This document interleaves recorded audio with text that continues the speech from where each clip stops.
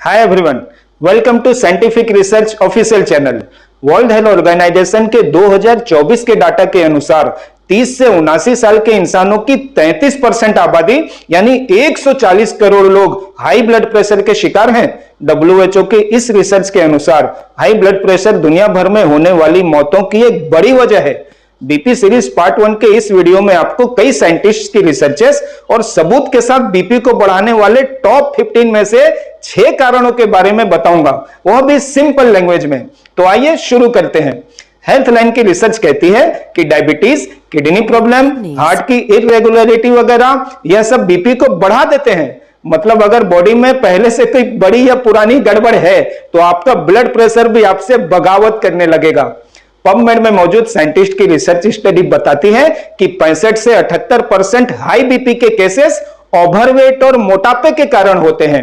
अगर आपको पहले से ही हाई बीपी है तो मोटापा उसे और भी बदतर बना सकता है, क्योंकि आपकी बॉडी में मौजूद एक्स्ट्रा फैट कंटिन्यूअसली आपके शरीर के कई सिस्टम्स को बिगाड़ते रहते हैं। US department of health and human services की एक लंबी रिसर्च के बाद 118 पेजेस की बुक पब्लिश की गई, physical activity guidelines for Americans second edition. इसके कुछ पॉइंट्स के सार आपको बताता हूं। टेक्नोलॉजी की इस दुनिया में हम धीरे धीरे आलसी होते चले जा रहे हैं। किसी काम के लिए रिमोट या स्विच पे डिपेंड है, या बच्चों या नौकरों को ऑर्डर मारकर काम करवा लेते हैं, या घंटों मोबाइल, कंप्यूटर या टीवी पर आंख लगाए बैठे रहते हैं। याद रखिए, छोटे बड़े कामों में बॉडी को उलझाकर चलाते रहिए, वरना आपका बीपी आपको चलने लायक नहीं छोड़ेगा। क्या आप भी चाय, कॉफी या किसी एनर्जी ड्रिंक्स के लवर हैं?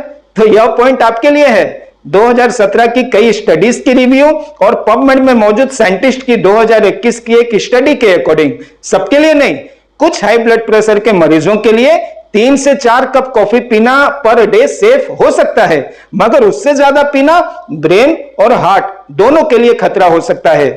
अब आइए एनर्जी ड्रिंक्स के भी कैलकुलेशन समझ लेते हैं। जीडीएम ब्रांड का रिफ्रेश हो, या डॉक्टर फिट का बी फ्रेश हो, या हर्बालाइफ का ए फ्रेश हो, या और किसी भी ब्रांड्स के कैफिनेटेड ड्रिंक्स या टैबलेट हो, हमें उनके लेबल और गाइडलाइंस को पढ़ लेना चाहिए।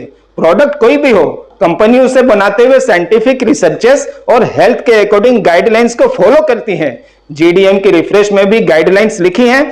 पर स्कूप यानी 1 ग्राम सर्विंग में 40 मिलीग्राम कैफीन है, और 3 सर्विंग्स यानी 3 ग्राम से ज्यादा एक दिन में नहीं पीना चाहिए। डॉक्टर फिट के बी फ्रेश में भी सेम गाइडलाइन लिखी है।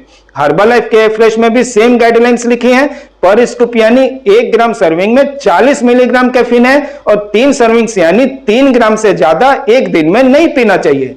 बल्कि हर्बालाइफ ने तो साफ साफ हाई कैफीन का अलर्ट भी लिख दिया है। यहां एक डिस्क्लेमर इंपॉर्टेंट है, मैं किसी भी ब्रांड या प्रोडक्ट को प्रमोट भी नहीं कर रहा, ना बुराई कर रहा हूं। आप कुछ भी पिए, अपने लिमिट में पीना जरूरी है, और साइंटिफिक रिसर्चेस को ध्यान में रखते हुए और कंपनी की गाइडलाइंस को ध्यान में रखते हुए पीना जरूरी है। जिस तरह बैटरी के डिस्चार्ज होने के बाद उसे चार्ज करना पड़ता है, इसी तरह हमें रोजाना अपनी बॉडी को भी रिचार्ज करना जरूरी है। और बॉडी का चार्जर क्या है? रात में 7 से 8 घंटे की नींद, वरना आपका हाई बीपी आपकी घंटी बजाने लगेगा। WHO के एक रिसर्च का सार है कि एयर पोल्यूशन सिर्फ नाक में सांस में तकलीफ नहीं देता, बल्कि ब्लड की आर्टरीज को भी डैमेज करके बीपी का फ्यूज उड़ा देता है, और यह नॉर्मली कंट्रोल से बाहर हो जाता है। तो यह थे बीपी के टॉप 15 में से 6 कॉजेस। नेक्स्ट पार्ट में आप इसके बचे हुए 9 कॉजेस साइंटिफिक प्रूफ के साथ देखेंगे।